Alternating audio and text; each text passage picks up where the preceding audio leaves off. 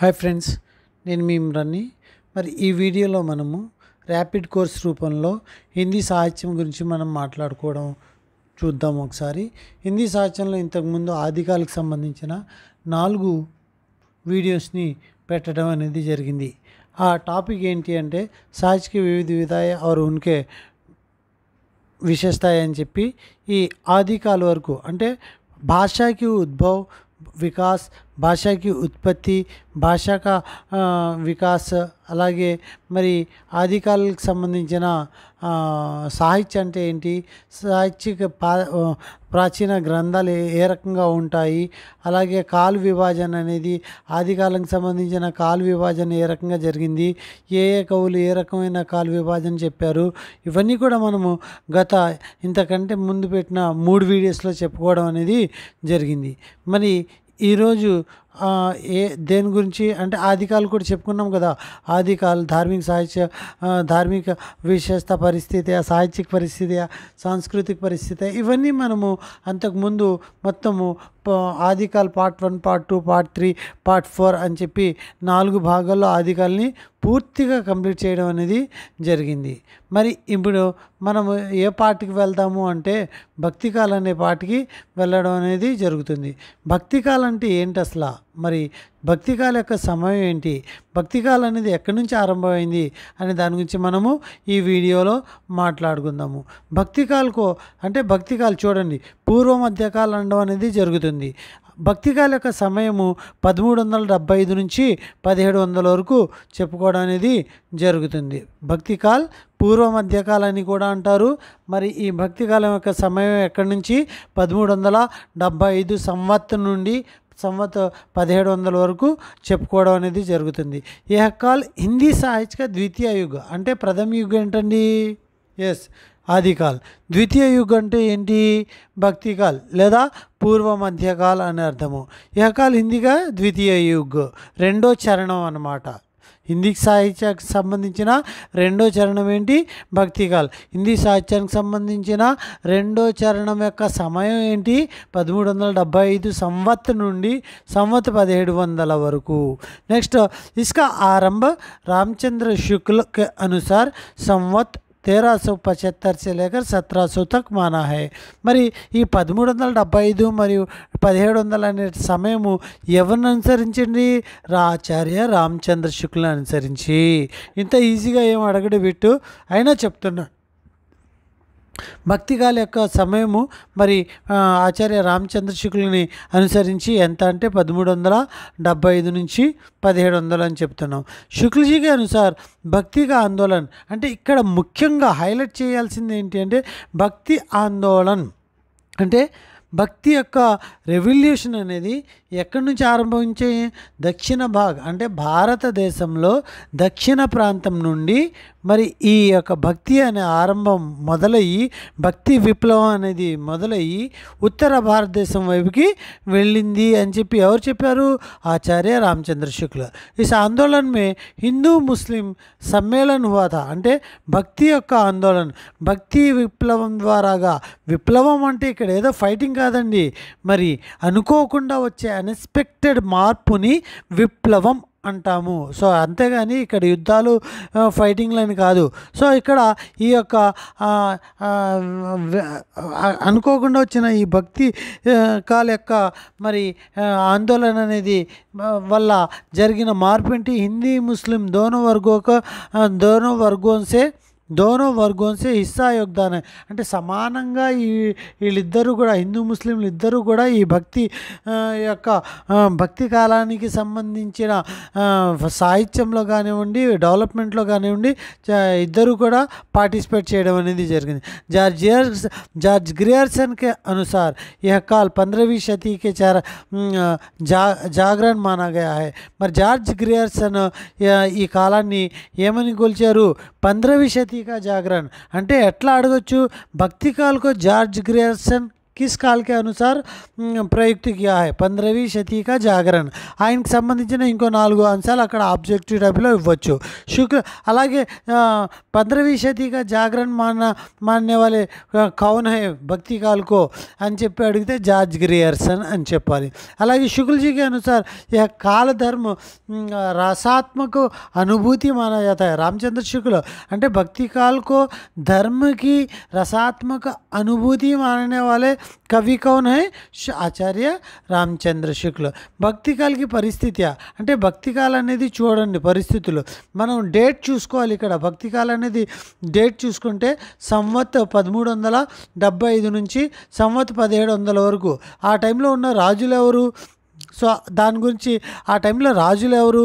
ఆ టైంలో రాజులు ఏ రకంగా ప్రవర్తించేవారు సమాజం ఏ రకంగా ఉంది అనే ఆలోచన కూడా మనకు స్ట్రైక్ అవ్వాలి అప్పుడు మరి తుగ్లక్ సయ్యద్ లోధి రాజమే అంటే ఇక్కడ మరి ఈ వంశాలు పరిపాలించడం అనేది జరిగింది అప్పట్లో ఈ కాల అనేక ముసల్మానోకి రాజవంశోకి సమయ గుజరా లైక్ తుగ్లక్ సయ్యద్ లోధి వంశాలు ఈ కాలంలో ఎక్కువగా గడవడం అనేది జరిగింది ఈ కాలంలో గడిపిన రాజులు ఎవరు హుమయూన్ బాబర్ అక్బర్ జహాంగీర్ షాజహాన్ और ఔరంగజేబ్ అంటే వీళ్ళందరూ కూడా ఈ కాలంలో భక్తి కాలంలో ఎక్కువగా పరిపాలించారు అని చెప్పి మనం తెలుసుకోవచ్చు आचार्य रामचंद्र शुक्ल के अनुसार इस काल का समय है 1375 to 1700 हिंदू मुसलमान राजाओं का युद्धों को धार्मिक युद्ध అంటే ధర్మ యుద్ధాలు ధార్మిక యుద్ధాలు అంటారు ఎవరి యొక్క హిందూ ముస్లింల యొక్క రాజుల మధ్య జరిగే యుద్ధాలని ధర్మ యుద్ధాలు అని చెప్పడం అనేది జరుగుతుంది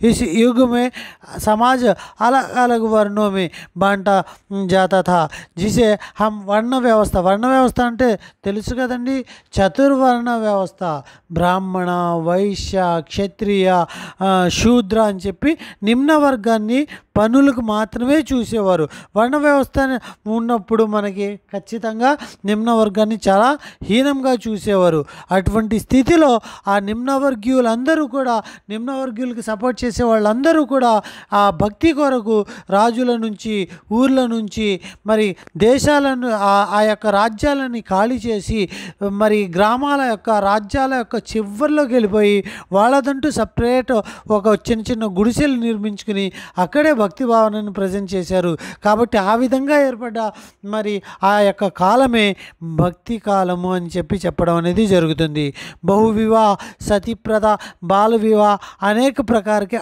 ఆడంబర్ थे సో అనేక వివాహాలు చేసుకోవడము అలాగే సతీ ప్రథ అంటే మరి భర్త చనిపోయిన తర్వాత భార్యని కూడా తనతో పాటు దానం చేసే ప్రక్రియని సతీప్రథ అంటే చెప్పడం అనేది జరుగుతుంది బాల్ వివాహ చిన్నపిల్లలకి పెళ్ళిళ్ళు చేసేయడము ఇటువంటి అనేక ఆడంబరాలు మరి ఆ టైంలో ఉండేవి అని చెప్పడం అనేది జరుగుతుంది నెక్స్ట్ భక్తి కాల్ కా అంతర్విభాజన చూసినట్లయితే భక్తి కాలాన్ని ముందుగా నిర్గుణ భక్తి శాఖ మరియు సగుణ భక్తి శాఖగా 2 భాగాలుగా విభజించడం అనేది జరిగింది ఆ తర్వాత ఈ నిర్గుణ అంటే ఏంటి సగుణ అంటే ఏంటి నిర్గుణ అంటే దేవుడు ఎటువంటి రూపం లేదు అని చెప్పి భావించేవారు సగుణ అంటే దేవుడికి ఒక రూపం ఉంది అని చెప్పి భావించేవారు మరి జ్ఞాన మార్గీ శాఖ ప్రేమ మార్గీ శాఖ అని చెప్పి నిర్గుణ భక్తి దారా నుంచి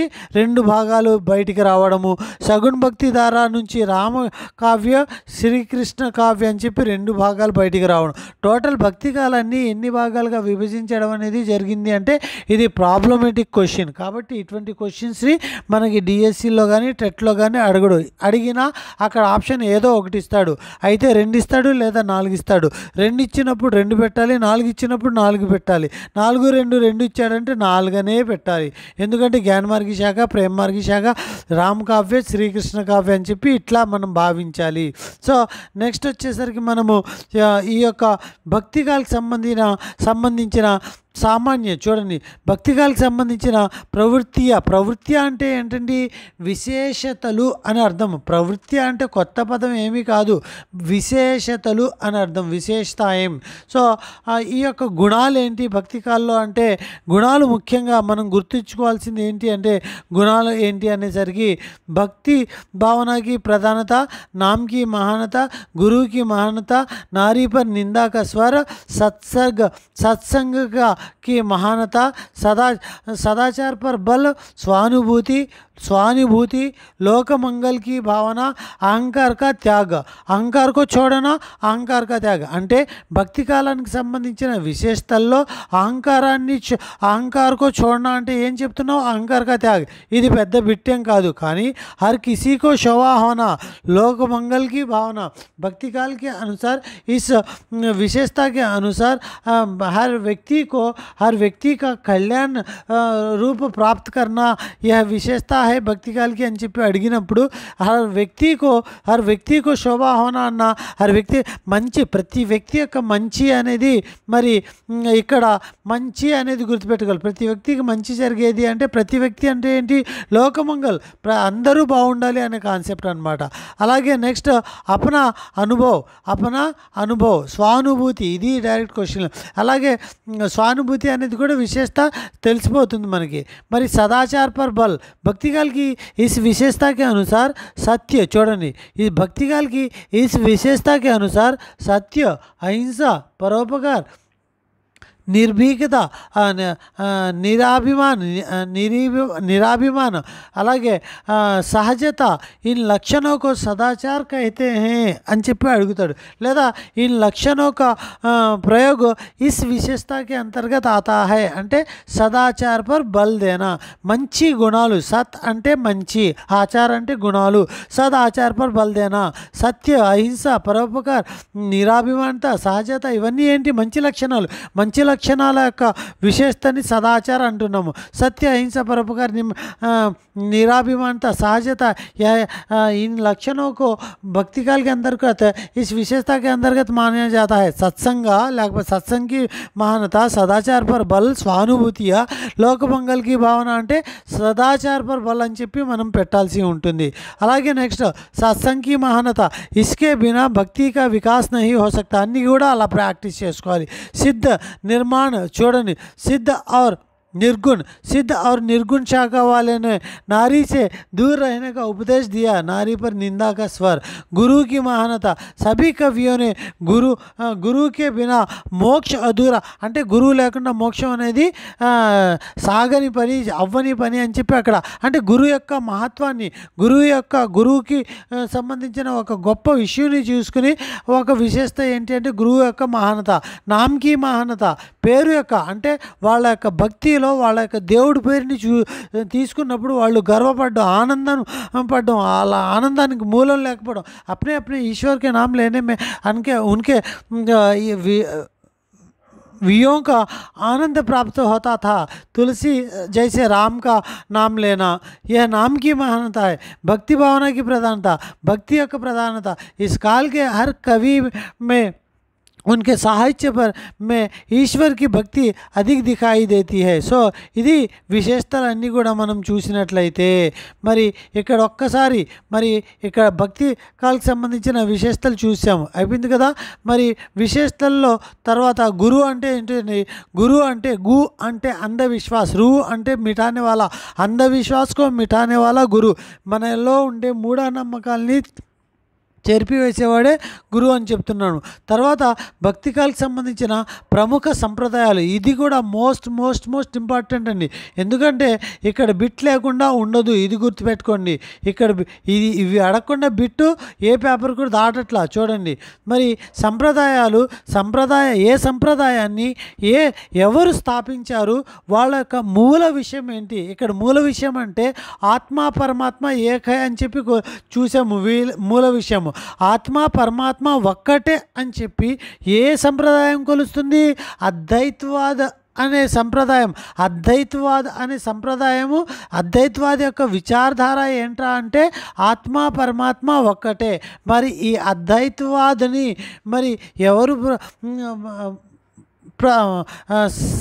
స్థాపించారు అంటే శంకరాచార్య.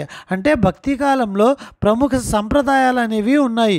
ఆ ప్రముఖ సంప్రదాయాల్లో మొట్టమొదటిగా అద్వైతవాద అనే సంప్రదాయాన్ని స్థాపించడం అనేది జరిగింది. ఎవరు స్థాపించారు? శంకరాచార్య. సో మనం ఎలా చదవాలి దీన్ని? అద్వైతవాద శంకరాచార్య ఆత్మ పరమాత్మ ఏకై. అంటే అద్వైతవాద యొక్క స్థాపకుడు శంకరాచార్య అయితే ఆత్మ పరమాత్మ ఒకటే అని చెప్పి కొలిసిన వ్యక్తి ఎవరు అంటే శంకరాచార్య. ఇదే ఏ వాదంలో సో బిట్ ఎలా పడొచ్చో చూడండి. 3 రకాలుగా పడవచ్చు. ఆ భక్తి काल के अनुसार आत्मा परमात्मा को एक मानने वाले प्रवर्तक कौन है? शंकराचार्य. లేదా आत्मा परमात्मा को एक मानने वाले अद्वैतवाद के प्रवर्तक कौन है? లేకపోతే अद्वैतवाद के प्रवर्तक कौन है? శంకరాచార్య किस वाद को ప్రోత్సాహం किया. సో ఈ రకంగా బిట్ ఎలాగైనా పడే అవకాశం ఉంది. ద్వైతవాద్ మాధవాచార్య ఆత్మ పరమాత్మ అలగ్ అలగ్ హై అని చెప్పి కొలిచాడు ఈయన. అలాగే ద్వైతవాద్ అలగ్ అలగ్ హోతేవేవి అంటే ఆత్మ అనేది పరమాత్మ అనేది విడివిడిగా ఉంటూనే మళ్ళీ ఒకటి అంటున్నాడు అనమాట. ఎవరో నింబక్కాచార్య. అలాగే శుద్ధైత్వాద్ వల్లభాచార్య దోనో శుద్ధ రూప్సే ఏకే. ఏ రెండు? ఆత్మ పరమాత్మ అనేవి. विशिष्ट दैत्यवाद रामानुज आचार्य विशिष्ट ज्ञान से एक और सामान्य ज्ञान से अलग అని చెప్పి చెప్తున్నాడు. అలాగే శ్రీ సంప్రదాయ రామానుజ ఆచార్య विशिष्ट दैत्यवाद रामानुजाचार्य विशिष्ट रूप से आत्मा विशिष्ट रूप से ज्ञान विशिष्ट ज्ञान से एक है आत्मा परमात्मा. అలాగే సామాన్య ज्ञान से ఆత్మ పరమాత్మ अलग अलग है అని చెప్పి దేంట్లో కొలిచారు?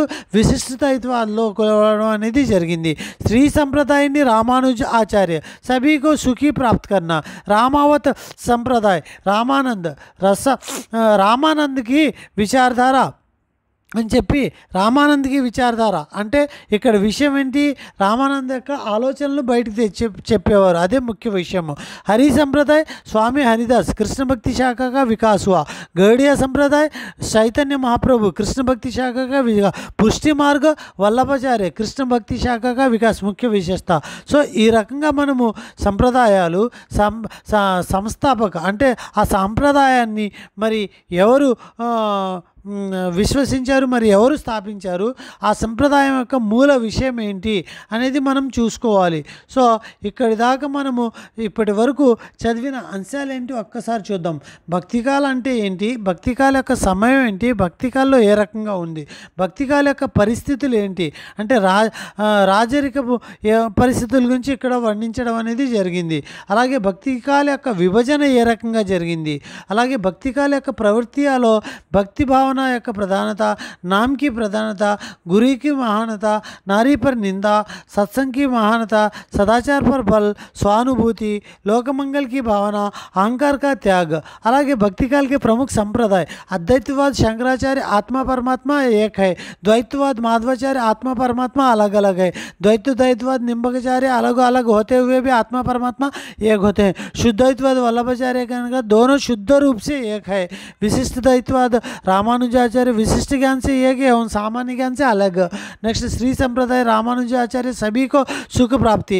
रामावत संप्रदाय रामानंद का विचारधारा. हरि संप्रदाय स्वामी हरिदास श्री कृष्ण भक्ति शाखा का विकास. गौड़िया संप्रदाय चैतन्य महाप्रभु कृष्ण भक्ति शाखा का विकास. पृष्ठ मार्ग वल्लभाचार्य कृष्ण भक्ति शाखा का विकास. నిర్గుణ భక్తి శాఖ కనుక చూసినట్లయితే 2 శాఖలుగా విడిపోయిందని చెప్పుకున్నాము. ఏ 2 శాఖలుగా? నిర్గుణ అనేది జ్ఞాన మార్గీ శాఖ లేదా సంత కావ్య శాఖ. జ్ఞానశ్రయి జ్ఞాన మార్గీ శాఖ. జ్ఞానశ్రయి మార్గీ శాఖకే కవి సంత కవి అంటాము. సంత కవి అంటే సాధు కవి అంటే కబీర్ దాస్ ఇందులో ముఖ్యులు అని అర్థము. ప్రేమశ్రయి సూఫీ కావ్య. ప్రేమశ్రయి కావ్య లేదా సూఫీ కావ్యాన్ని కూడా అంటాము. ఇందులో ముఖ్యుడు ఎవడరా అంటే మాలిక్ మహమ్మద్ జైసి. మరి ఈ యొక్క కావ్యాల గురించి మనము ముందుకు వెళ్దాము. జ్ఞానమార్గి శాఖలో ఏ రకంగా ఉండింది, మరి జ్ఞానమార్గి శాఖ గురించి మనం నేర్చుకోవాల్సిన అంశాలు ఏంటి అనేది చూస్తున్నట్లయితే, జ్ఞానమార్గి శాఖ చెప్పాను కదా, జ్ఞానమార్గి శాఖ సంత కావ్య దట్ మీన్ ఇక్కడ గురువుకు సంబంధించిన మహత్వం అనేది ఎక్కువగా ఉంటుంది. అయితే ముందుగా ఇక్కడ దేని గురించి వివరణ ఇవ్వడం అనేది జరిగింది. సంత అనే శబ్దము, సంత అనే పదము అసలు ఎక్కడి నుంచి ఆవిర్భవించింది, సంత అంటే ఏంటి, ఈ కాలంలో విశేషతలు ఏంటి అనే దాని మీద మరి ఇక్కడ ఆరంభించడం అనేది జరిగింది.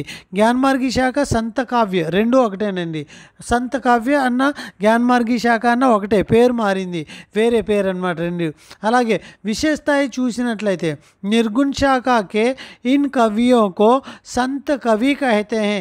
నిర్గుణ శాఖకు సంబంధించిన ఈ కవులని సంత కవి అంటాము. ఈ యొక్క కాలంలో గురువుకి చాలా ఇంపార్టెన్స్, అంటే గురువు ముఖ్యమా దైవం ముఖ్యమా అంటే గురువే ముఖ్యం అని చెప్పడం అనేది జరిగింది. అందుకే ఈ కాలం యొక్క ప్రాముఖ్యత, అదే ఈ కాలం యొక్క ప్రాముఖ్యత. ఆచార్య परशुराम चतुर्वेदी सत्य చూడండి, आचार्य परशुराम चतुर्वेदी के अनुसार सत्य और संत रूप शब्द की उत्पत्ति सत्य रूप से हुई. అంటే ఇలాగే అడుగుతారు డైరెక్ట్గా.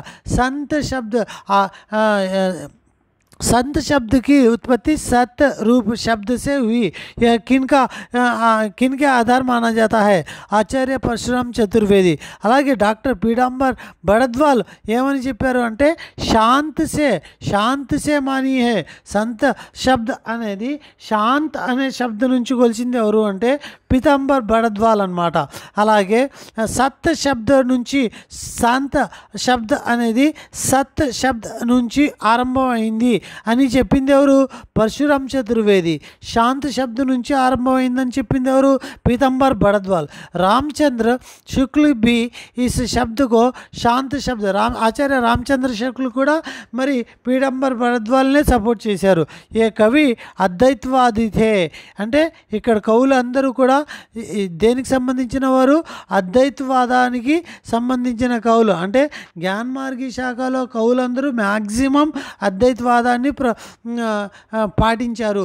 మరి అద్వైతవాదం అంటే ఏంటి మనం చెప్పాము, అంటే ఆత్మ పరమాత్మ అనేది ఒక్కటే. చూడండి, అద్వైతవాద శంకరాచార్యులు స్థాపించారు కదా. సో ఆత్మ పరమాత్మ ఒక్కటే అని కొలిచిన వారు. అదే ఇక్కడ జ్ఞానశ్రీ శాఖలో ఆత్మ పరమాత్మ కొలిచిన వాళ్ళు ఎక్కువగా ఉండారు కాబట్టి అద్వైతవాదాన్ని ఫాలో అయ్యారని చెప్పి మనం చెప్పుకోవడం అనేది జరుగుతుంది. నెక్స్ట్ వచ్చేసరికి ఇన్హోనే అలంకారోకో ధ్యాన్ నహీ దియా. ఇక సాహిత్యంలో చూసినట్లయితే వీళ్ళు అసలు అలంకారం మీద ఏమాత్రం కూడా ధ్యాన్ అనేది ఇవ్వలా. ఇన్ కవియోనే గంగా స్నాన్ जप पूजा पाठ तीर्थाटन आदि का विरोध किया.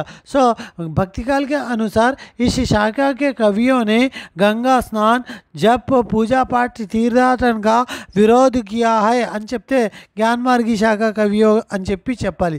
మాయావాద్ మిథ్యవాద్ కో మాన్తే హై. మాయావాదాన్ని విశ్వకో మాయావాద్ లేదా మిథ్యవాదంగా కొలుస్తారంటండి. మరి रामचंद्र शुक्ल के अनुसार सुदक्कड़ी भाषा है, इनकी भाषा सुदक्कड़ी है और मिश्रित भाषा है, खिचड़ी भाषा है. రామచంద్ర శుక్ల అయితే ఈ యొక్క ఎవరు మరి ఈ కవుల యొక్క భాష అనేది సుదక్కడి భాష, కిచిడి భాష లేదా మిశ్రిత భాష అని చెప్పడం అనేది జరిగింది. వే కవి పరమాత్మ అంటే పరమాత్మని ఏ రకంగా కొలుస్తున్నారు వీళ్ళు, పురుషులాగాను, ఆత్మని ఏ రకంగా కొలుస్తున్నారు, స్త్రీలాగాను కొలవడం అనేది జరిగింది. सांसारिक संबंध में के रूप में मानते हैं. మరి జ్ఞానశ్రీ శాఖకే ప్రముఖ కవి ఎవర్రా అంటే కబీర్ దాస్, ధర్మదాస్, రవిదాస్, గురునానక్, దాదు దయాల్, సుందర్ దాస్, మలుగ్ దాస్, రజ్జబ్, షేక్ ఫరీద్. సో ఇక్కడ ఒక్కసారి గుర్తుపెట్టుకోవాలి, కబీర్ దాస్ అంటే దేనికి సంబంధించింది, జ్ఞానశ్రీ మార్గానికి జ్ఞానశ్రీ శాఖకు సంబంధించిన లేదా సంత కావ్య శాఖకు సంబంధించిన ముఖ్యమైన కవులు ఎవర్రా అంటే ఖచ్చితంగా ఎవరని చెప్తున్నామండి, కబీర్ దాస్, ధర్మదాస్, రవిదాస్, గురునానక్, దాదు దయాల్. దాదుదయాల్, అలాగే సుందర్దాస్, మలుక్దాస్, రజబ్, షేక్ ఫరీద్. మరి కబీర్దాస్ గురించి మనం మాట్లాడుకుందాం. కబీర్దాస్ కవి పరిచయం గురించి మాట్లాడుకున్నట్లయితే ఈయన చాలా సింపుల్గా చెప్పాలి అంటే కబీర్దాస్ ఒక విధవా బ్రాహ్మణ స్త్రీకి పుట్టిన సంతానము. సొసైటీ యొక్క భయంతో ఆవిడేం చేసింది, లహర్తారా అనే ఒక గట్టు మీద పడేయడంతో అటుగా వెళ్తున్న మరి జులాహ దంపతులకి మరి దొరకడం అనేది కబీర్ జరిగింది. కాబట్టి ఆయన బ్లడ్ వచ్చి మరి బ్రాహ్మణ మరియు పెంపకం వచ్చి ముస్లిం పెంపకం. కాబట్టి ఈయన ఇద్దరు క్యాస్ట్ని కూడా చాలా ఈక్వల్గా చూడడం అనేది జరిగింది. హిందూ ముస్లిం ఇద్దరు కూడా సమానమే అని చెప్పి భావించాడు ఈయన. కబీర్దాస్ నిర్గుణ శాఖ के प्रमुख कवियों में माने जाते हैं. इनका जन्म సంవత్ అంటే 1455 అనాలి, సన్ అంటే 1388 అనాలి. డేట్లో కూడా డిఫరెంట్ ఉంటుందండి. సంవత్ అంటే 1455 అనాలి, సన్ అంటే 1388. అంటే ఎన్ని సంవత్సరాలు డిఫరెంట్ వస్తుందో చూసుకోండి. 12 + 55, 12 + 55 అంటే 55 12 ఎంతండి, 67. అంటే సన్కి సంవత్కి మధ్యలో గల డిఫరెన్స్ ఇయర్స్ కూడా అడిగే అవకాశం అయితే ఉంటుంది. సో ఇలాగా విధవా బ్రాह्मणी के गर्भ से हुआ. नीरू नीमा नामक पति पत्नी इनका पालन पोषण किया. అంటే నీరు నీమా అనే ఎవరు జులాహ దంపతులు మరి ఈయన్ని పోషించారు. కబీర్దాస్కి మాత नवजात शिशु को लहरतारा नामक तालाब के पास छोड़ दिया. तालाब పేరు అనమాట. లహర్తారా అనేది తాలాబ్ పేరు, ఎక్కడ ఉన్నాడు. అలాగే కబీర్కి వివాహ లూయి నామక లూయితోటి జరిగింది. పత్ని పేరు లూయి. కమాల్ అనేది పుత్రుడు, కమాలి అనేది పుత్రి. वे अपने आप को जुलाहा मानते थे. कबीरदास अद्वैतवादी कवि थे. इनकी कविता में उलाट बांसिया विख्यात है.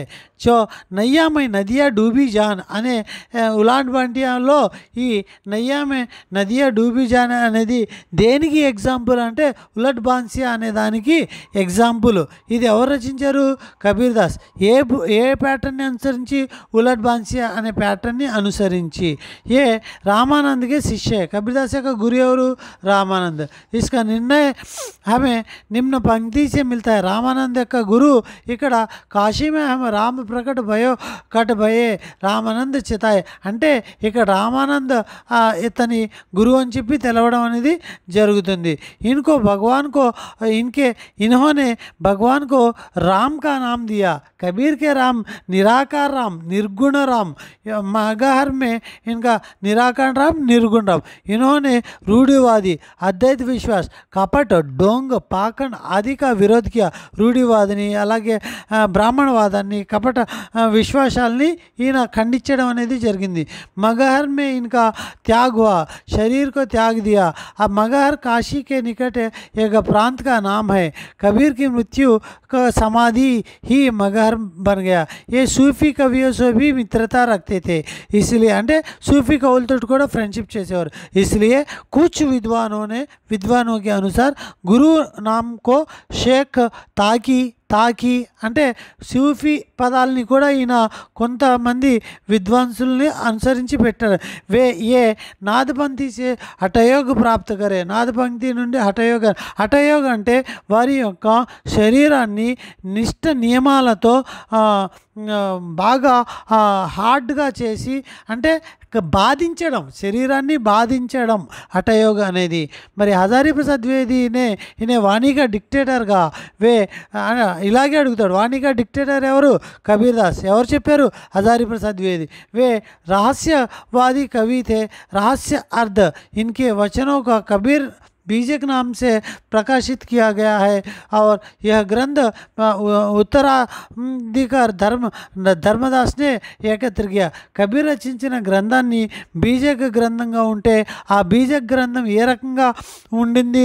రమైని, సబిత, సాగి అనే విడివిడిగా ఉంటే ఆ తర్వాత ఈ యొక్క రమైని, సబిత, సాగి అనే వాటిని ఒక గ్రంథ రూపాన్ని ఇచ్చింది ఎవరు అంటే ఆయన శిష్యుడైన ధర్మదాస్. ఎవరి శిష్యుడు? कबीर शिष्युడు रामायणी शब्द में अनेक प्रकार के रूढ़िवादी का विरोध किया गया है। साखी में वेदांत विषय అంటే కబీర్ రచించిన సాఖీ రమణి సాఖీ మరియు రామాయణి సబద్ అనే వాటిలో మరి వేదాంతక విషయాలు దేంట్లో ఉంది అంటే సాఖీలో ఉంది। रामचंद्र शुक्ल के अनुसार इनकी आयु 120 मानी गई है। समाज सुधारक, क्रांतिकारक, हिंदू मुस्लिम एकता का सूचक, निर्गुण रहस्यवादी कवि हैं। మరి ఇక్కడ బిట్లు పడే అవకాశం ఎలా ఉంది మీకు పదే పదే తాలాబు పేరు కావచ్చు, ఎక్కడ దొరికారు, ఎవరికి పుట్టారు, ఎప్పుడు పుట్టారు, సన్కి సంవత్కి డిఫరెంట్ ఏంటి, పత్ని పేరేంటి, పుత్రుడి పేరు ఏంటి, అలాగే ఉలట్ బాన్సియాకి ఎగ్జాంపుల్ ఏంటి, అలాగే మరి ఆయన ఈ కాశీ మే హమ్ ప్రకట్ భయే భూయకట్ భయే అనే ఈ యొక్క వాక్యాన్ని ఎవరు రచించారు, రామానంద చేతాయ అని చెప్పి ఎవరు రచించారంటారు, ఎవరు రచించారు, కబీర్ రచించారు అంతే। ఆయన దేహాంతి ఎక్కడ జరిగింది, ఈ రకంగా క్వశ్చన్స్। హఠయోగ అంటే ఏంటి, శరీరాన్ని చెప్పాను కదా, భక్తి పేరుతో శరీరాన్ని బాధించడం అనేది హఠయోగ అంటే, మరి ఆ ప్రక్రియ। అలాగే ఇలా యొక్క దేన్ని విరోధించారు అనేది చూసుకోవాలి। అలాగే శిష్యుడు ఎవడు, బీజక్ అనే గ్రంథం ఏ రకమైన గ్రంథాల యొక్క విభాగము అని చెప్పి ఇలాగా చూసుకుంటూ వెళ్ళాలి। అలాగే ధర్మదాస్ కబీర్ యొక్క శిష్యుడు అని చెప్పుకున్నాము। ఇన్होंने కబీర్ के सिद्धांतों को आगे बढ़ा, కబీర్ యొక్క సిద్ధాంతాలని ముందుకు నడిపించింది ఎవరు అంటే ధర్మదాస్।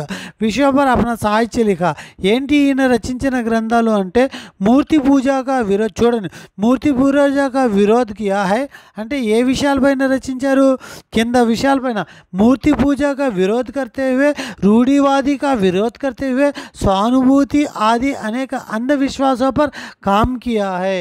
ఈ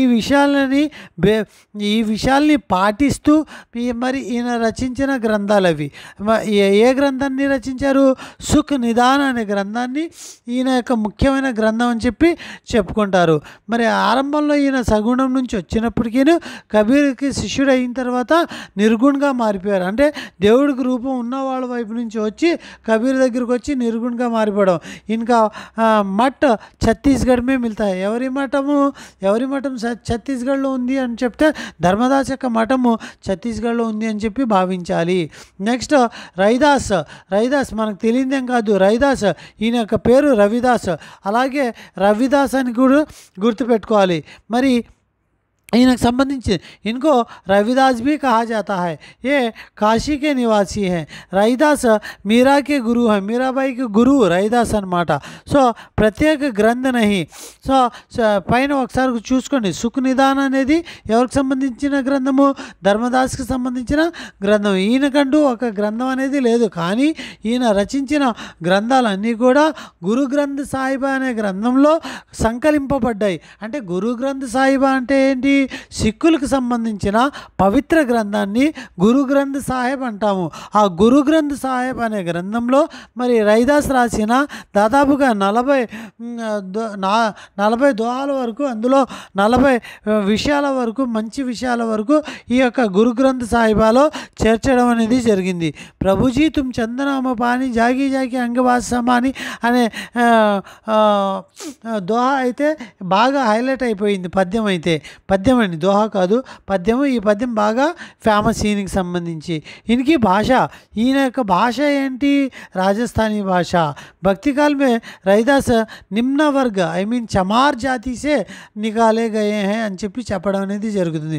గురునానక్ దేవ్ సిక్కుల యొక్క సిక్కు మత యొక్క సంప్రదాయకుడు ఎవరు, గురునానక్ దేవ్ అండి।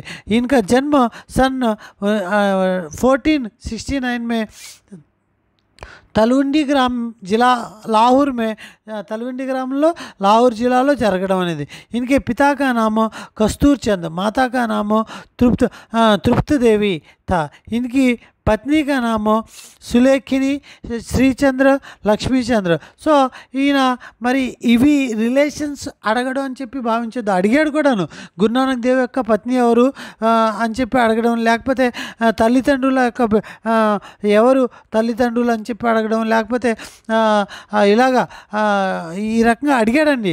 తల్లి పేరు కూడా అడిగే అవకాశం. సో తల్లి పేరు తృప్తిదేవి, కస్తూర్ చంద్ తండ్రి పేరు, అలాగే पत्नी का नाम सुलुखिनी, श्रीचंद्र लक्ष्मीचंद्र इनके पुत्र हैं, इनके वाणी गुरु ग्रंथ साहिबा विख्यात. అంటే ఈయనకు సంబంధించిన వాణి కూడా గురు గ్రంథ్ సాహిబా. ఈ గురు గ్రంథ్ సాహిబా అనేది ఏంటి? సిక్కుల యొక్క పవిత్ర గ్రంథం, అది గుర్తుపెట్టుకోండి. इनके कुछ भजन पंजाबी भाषा में लिखे गए हैं. इनकी वाणी विनय है और सदाचारी पक्षपाती है. అంటే ఇక్కడ చూడండి ఈయనకు సంబంధించిన గ్రంథాలు ఏంటి? జపూజీ, అసాదివార్, రహిరాస్, సోహిలా. జపూజీ, అసాదివార్, రహిరాస్, సోహిలా అనేవి ఈయనకు సంబంధించిన ముఖ్య గ్రంథాలు. దాదు దయాల్ అనేది మనం చూసినట్లయితే వే గుజరాత్కే కవి హై, సంవత్సర 1602. అంటే ఈయన గుజరాత్కి సంబంధించిన ముఖ్యమైన కవి. సంవత్ 1602లో ఈయన అహ్మదాబాద్లో జన్మించడం అనేది జరిగింది. इनकी असली नाम दाऊद था. विद्वानों के अनुसार इनकी भाषा पश्चिमी भाषा मानी जाती है. वे अनपढ़ कवि थे. सुंदरदास जनगोपाल आदि कवि हैं. वे दादू पंथी के माने गए हैं. इनकी वाणी హరిడేవాణి అంగవధు గ్రంథమే విఖ్యాత. హరిడేవాణి అనే గ్రంథంలో హరిడేవాణి అనే అంగవధు గ్రంథంలో మరి ఈయనకి సంబంధించిన పద్యాలు రచించడం అనేది జరిగింది. సుందర్దాస్ వే దాదు దయాల్కి శిష్య హై. సుందర్దాస్ ఎవరు? దాదు దయాల్ యొక్క శిష్యుడు ఎవరండి? సుందర్దాస్. వే శృంగార్ విరోధి కవి మానే జాతే हैं. శృంగార్ విరోధి ఇలా కూడా అడిగాడు. శృంగార్ విరోధి కవి మానే జానే వాళ్ళే డైరెక్ట్ బిట్ అండి 2018 DSCలో అనుకుంటా. వే శృంగార్ విరోధి మానే జానే వాళ్ళే కవి మానే జాతే हैं. ఎవరండి? సుందర్దాస్. సుందర్ విలాస్ ఇన్కి విఖ్యాత గ్రంథ హై. ఇది కూడా డైరెక్ట్గా అడిగేశాడు. అంటే మనం ఎట్టి పరిస్థితుల్లో ఎక్కడా లైట్ తీసుకోవడానికైతే లేదు. సుందర్ విలాస్ में श्रृंगार का कड़ा विरोध किया है. అలాగే मलुकदास निर्गुण पंक्ति के ज्ञानश्री दास मलुकदास विख्यात कवि है. इनका जन्म संवत 1631 में हुआ था. इनसे आलसियों के बारे में लिखी गई. అంటే ఎవరైతే ఆల్సియో అంటే ఏంటి? లేజీ ఫెలోస్ గురించి ఈయన రాసిన దాంట్లో బాగా హైలైట్ అయిపోయిందంటండి అది. అస్గర్ కరైన చాకరీ, పంచీ కరైన కామ్, దాసు మూలకు కహి గయే సబ్కే దాతా రామ్. సో ఇదే సేమ్ ఇదే అడిగేశాడండి. ఇదే ఎగ్జాంపుల్ అడిగేసి ఇది ఎవరు రచించారు అని చెప్పి అడిగాడండి ఎగ్జామ్లో. అయితే గతంలో మలుక్ దాస్ రచించాడు. అలాగే ఈయనకి సంబంధించిన గ్రంథాలేంటి? జ్ఞాన్ బోధ్, ఇది కూడా అడిగిన సందర్భం ఉంది. రతన్ ఖాన్, సుఖసాగర్, రామ్ అవతార్ లీలా. జ్ఞాన్ బోధ్, రతన్ ఖాన్, సుఖసాగర్, రామ్ అవతార్ లీలా ఇవన్నీ ఎవరు రచించారు? మలుక్ దాస్ రచించిన గ్రంథాలు. మరి దీంతో జ్ఞానమార్గి శాఖ అనేది కంప్లీట్ అయింది. మరి తర్వాత చదవాల్సిన ముఖ్యమైన బాక్స్ అండి, చాలా చాలా చాలా ఇంపార్టెంట్ అని. ఈ బాక్స్ నుంచి కంపల్సరీ బిట్ పడిద్ది. అంటే జ్ఞానమార్గి శాఖలో ఎంతమంది కవుల గురించి చదవమంటున్నాను నేను? పై కవుల యొక్క వివరణతో పాటు ఇక్కడ ఒక బాక్స్ ఇచ్చాను నేను. ఆ బాక్స్లో ఒక 12 మంది కవులు ఉన్నారు. ఈ 12 మంది కవులు ఏం రచనలు రచించారు అనేది గుర్తుపెట్టుకోండి. జీవన్ కాల్ గుర్తుపెట్టుకోండి. కబీర్ మరి జీవన్ కాల్ 1398 1518 బీజక్ గ్రంథాన్ని రచించారు. బీజక్ గ్రంథాన్ని ఎవరు బయటికి తీయడం అనేది జరిగింది? ఆయన శిష్యుడు ధర్మదాస్ తీశారు. కబీర్ గ్రంథావళి అనే పేరుతో శ్యామ్ సుందర్ దాస్ కూడా దాన్ని రచించడం అనేది జరిగింది. యాక్చువల్గా ఈ బీజ గ్రంథంలో ఉన్నదేంటి? మరి సాకి సబద్ రమైని. మరి దీని యొక్క విశేషతలు కనుక చూసినట్లయితే ప్రముఖ సంత కవి, निर्गुण के उपासक, समाज सुधारक, अनुभूति के सच्चाई, अभिव्यक्ति में खारापन, भाषा सुदक्कड़ी, पंचमेल खिचड़ी, वाणी के डिक्टेटर माने जाते हैं. రహస్యవాది కవి ఎవరండి? కబీర్ యొక్క విశేషతలు ఇక్కడ ఇవ్వడం అనేది జరిగింది. నెక్స్ట్ కవి కనుక చూసినట్లయితే ఎవరండి నెక్స్ట్ కవి? రవిదాస్ అంటున్నాము. 1398 సేమ్ డేట్ అండి. అయితే 1448లో ఈయన చనిపోవడం అనేది జరిగింది. కానీ పై వ్యక్తి కబీర్ 1518 వరకు ఉన్నారు. రవిదాస్కి వాణి ఎక్కడ? 40 పద్ 40 పద్యాలు ఎక్కడున్నాయి? గురు గ్రంథ్ సాహిబా అనే గ్రంథంలో ఉన్నాయి. గురు గ్రంథ్ సాహిబా గ్రంథం ఏంటి? మరి సిక్కుల యొక్క పవిత్ర గ్రంథం. మీరాబాయికి గురువు మరియు రామానంద్ యొక్క శిష్యుడు. ఎవరు? మీరాబాయికే గురువు और రామానంద్కే శిష్య ఎవరండి? రవిదాస్ అండి, रविदास అండి. ప్రభుజీ తుమ్ చందనపాణి ఇంకా రచయిత. ఉపమా రూపక్ విశేష ప్రియ హై. ఉపమా మరియు రూపక అలంకారాల మీద చాలా ఇంపార్టెన్స్ ఇచ్చారు ఈయన. అలాగే నానక్ దేవ్, గురునానక్ దేవ్, గురునానక్ దేవ్ 1469లో పుట్టారు, 1538, 1518లో చనిపోయిన ఆయన. కబీర్ అయితే 1538లో చనిపోయింది, 20 సంవత్సరాలకి గురునానక్ దేవ్ 1469లో పుట్టారు. జపూజీ అసాదివార్ రహిరాస్ సోహలి గురు గ్రంథ్ సాహెబ్ మే సంకలిత హై. ఇంకొన్ని గురు గ్రంథ్ సాహెబ్లో కూడా ఉన్నాయి. మరి ఈయనకు సంబంధించిన గ్రంథాలు ఏంటి? జపూజీ అసాదివార్ రహిరాస్ సోహలి. అలాగే ఈయనకు సంబంధించిన విశేషతలు ఏంటి? తలవండి మే జన్మ, సిక్ సంప్రదాయకే ప్రవర్తక ఎవరు? గురునానక్ దేవ్. పితాకా నామ్ కాలు చంద్, మాతాకా నామ్ తృప్త. అలాగే నిర్గుణ ब्रह्म के उपासक हैं, शांत रस के प्रमुखता हैं, पंजाबी और ब्रजभाषा का प्रयोग करने वाले हैं. नेक्स्ट हरिदास निरंजनी. हरिदास निरंजनी 1455 1543. अष्टपदी जोग ग्रंथ, ब्रह्मस्तुति, हंस प्रबोध ग्रंथ, निरपक मूल ग्रंथ, पूजा जोग ग्रंथ, संग्राम जोग ग्रंथ. మరి నెక్స్ట్ చూస్తే మరి జీవనకాల మే మతభేద. జీవనకాలలో చాలామంది చాలా రకాలుగా చెప్పుకున్నారండి, దాని గురించే మతభేద అంటే. అలాగే నిరంజని సంప్రదాయకే కవి, నిరంజని సంప్రదాయకే కవి, బాగా గుర్తుపెట్టుకోండి, నిరంజని సంప్రదాయకే కవి హరిదాస్. హరిదాస్. నెక్స్ట్ నాదపంత్ एवं संत काव्य के बीच में खड़ी కడి, బీచ్ మే కడి అంటే నాదపంత్కి సంత కావ్యకి మధ్యలో ఉండే కడిని నిరంజని సంప్రదాయ అంటున్నాము. అలాగే మార్వాడ్ మే ఇన్కే నామ్ పర్ కई मठ एवं गद्दियाँ बनाई गई हैं. सरल ब्रजभाषा काव्य, संतों का ईश्वर के समान पूज्य मानते हैं. नेक्स्ट చూసినట్లయితే దాదు దయాల్. దాదు దయాల్ హర్డేవాని अंगवधु दादू दयाल. అలాగే నెక్స్ట్ धर्म सुधारक एवं समाज सुधारक कवि, रहस्यवादी के कवि विख्यात, जाति के मुसलमान दादू पंथ के प्रवर्तक जिसे ब्रह्म संप्रदाय भी कहते हैं. అంటే బ్రహ్మ సంప్రదాయ యొక్క ప్రవర్తక ఎవరండి? దాదు దయాల్. అలాగా క్వశ్చన్ అడిగారు. రజ్జబ్ సుందర్దాస్ प्रागदास इनके शिष्य हैं, ब्रजभाषा के कवि हैं. नेक्स्ट मालुकदास, ज्ञानबोध, रतन खान, भक्ति विवेक, भक्त विचाली, स्फुट पद, राम अवतार लीला, ब्रजलीला, ध्रुव చరిత్ర, సుఖసాగర్ 1574లో 1682లో చనిపోయారు. आलसियों के महामंत्र, असगर करैन चाकरी के रचयिता. అలాగే పురుషోత్తం के शिष्य, अवधि और ब्रजभाषा అంటే ఈయన గురు ఎవరు? పురుషోత్తం. అలాగే సుందర్దాస్, ज्ञान सुंदर सुंदर विलास, दादू दयाल के शिष्य, प्रतिभाशाली कवि, श्रृंगार रस के विरोध, ब्रजभाषा के कवि, केशव वंश, रसिक प्रिया एवं नंददास की रसमंजरी की निंदा उन्होंने किया. छंदों एवं अलंकारों का शुद्ध प्रयोग किया. నెక్స్ట్ లాలదాస్. లాలదాస్ గురించి ఏమీ లేదు. అయితే బాబాలాల్ ఆయన గురించి కూడా ఏమీ లేదు, పుట్టిగా జన్మ తప్ప. సంత్ రజ్జబ్ సబ్బంగి సజ్జబ్ వాణి అనేది దాదు దయాలకు శిష్యుడు అని చెప్పుకున్నాం కదా. అంగవధువుకి సంకలనకర్త. నెక్స్ట్ షేక్ ఫరీద్ లేదు. గురు అర్జున్ ద్వేష్ చూసినట్లయితే సుఖమయి బయాన్ అక్షరి. గురు గ్రంథ్ సాహిబా में इनके 6000 పద్య లిఖే గయే. ఎవరు? గురు అర్జున దేవుడికి సంబంధించి. మరి ఈ మెటీరియల్ కదా నేను మీకు ఇస్తానంటున్నది. మరి ఈ మెటీరియల్ ఎవరు కావాలో వాళ్ళు 9392596596 మరి 430 కాంటాక్ట్ చేయండి. మీకు చక్కటి మెటీరియల్తో పాటు చక్కటి గైడ్లైన్ని, మరి గ్రూప్ ఫాలోయింగ్ని, వీక్లీ టెస్టులని పెట్టడం అనేది జరుగుతుంది. ఓకే ఫ్రెండ్స్, మరి దీంతో ఈ వీడియోని ముగిస్తాను. దీంతో టోటల్గా భక్తికాల ఇంట్రడక్షన్ నుంచి, సంప్రదాయాల నుంచి, మరి జ్ఞానమార్గి శాఖ వరకు, జ్ఞానమార్గి శాఖలో ఉన్న అంటే ఇప్పటి వరకు నేను చెప్పిన ఆదికాల్ 1 కావచ్చు, ఆదికాల్ 2 కావచ్చు, ఆదికాల్ 3 కావచ్చు, ఆదికాల్ 4 కావచ్చు, అదే హిందీ సాహిత్య ఇతిహాస్ పార్ట్ 4. అలాగే తర్వాత ఇప్పుడు ఈ వీడియోలో జ్ఞానమార్గి శాఖ వరకు కంప్లీట్గా మనము ఎక్కడా కూడా స్కిప్ చేయకుండా ఇంత కూడా ఇప్పటి వరకు నేను చెప్పిన ప్రతి అక్షరం కూడా మైండ్లో మైండ్లో ఉండాల్సిందే. బిట్ ఎక్కడ పడ్డా మనం చేయగలము ఇలా రివిజన్ చేస్తే. Okay friends, thank you to one and all.